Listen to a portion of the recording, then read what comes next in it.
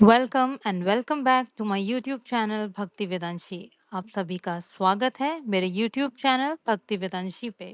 हम सभी जानते हैं कि पितृपक्ष चल रहे हैं, तो आज मैं आपके लिए लेकर आई हूँ पितृपक्ष से जुड़ी हुई दो भाइयों की कहानी।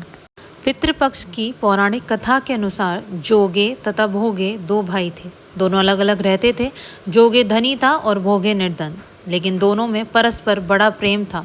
जोगे की पत्नी को धन का अभिमान था, किंतु भोगे की पत्नी बड़ी सरल हृदय थी।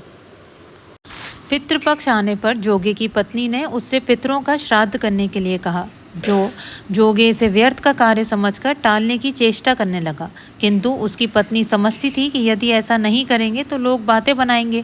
फिर उसे अपने मायके वालों को दावत पर बुलाने और अपनी शान दिखाने का यह उचित अवसर लगा। अतः वह बोली, आप शायद मेरी परेशानी की वजह से ऐसा कह रहे हैं, किंतु इसमें मुझे कोई परेशानी नहीं होगी। मैं भोगे की पत्नी को बुला लूंगी, दोनों मिलकर सारा काम कर लेंगी।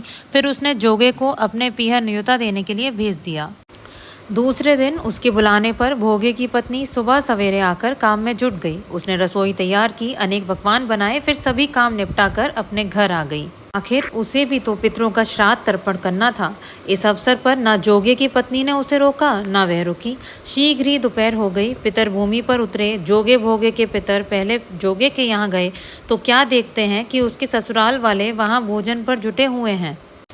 निराश होकर वे भोगे के यहाँ गए। वहाँ क्या था, मात्र पितरों के नाम पर अग्यारी दे दी गई थी। पितरों ने उसकी राख चाटी और भूखे ही नदी के तट पर जा पहुँचे। थोड़ी देर में सारे पितर इकट्ठे हो गए और अपने अपने यहाँ के श्राद्धों की बढ़ाई करने लगे। जोगे भोगे के पितरों ने भी अपनी आप बीती सुनाई। फिर वे सोचने लगे, अगर भोगे समर्थ होता तो शायद उन्हें भूखा न रहना पड़ता, मगर भोगे के घर तो दो चून की रोटी भी खाने को नहीं थी। यही सब सोचकर उन्हें भोगे पर दया आ गई। अचानक वे नाच नाच कर गाने लगे, भोगे के घर धन हो जाए, भोगे के घर धन हो जाए।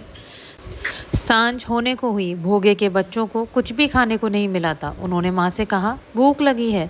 तब उन्हें टालने की गरज से भोगे की पत्नी ने कहा, जाओ, आंगन में हौदी औंधी रखी है, उसे जाकर खोल लो और जो कुछ मिले बांट कर खा लेना।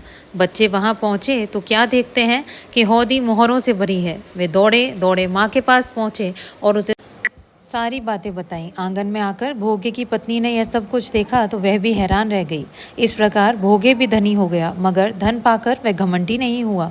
दूसरे साल का पितृपक्ष आया। श्राद्ध के दिन भोगे की स्त्री ने 56 प्रकार के व्यंजन बना ब्राह्मणों को बुलाकर श्राद्ध किया, भोजन कराया, दक्षिणा दी।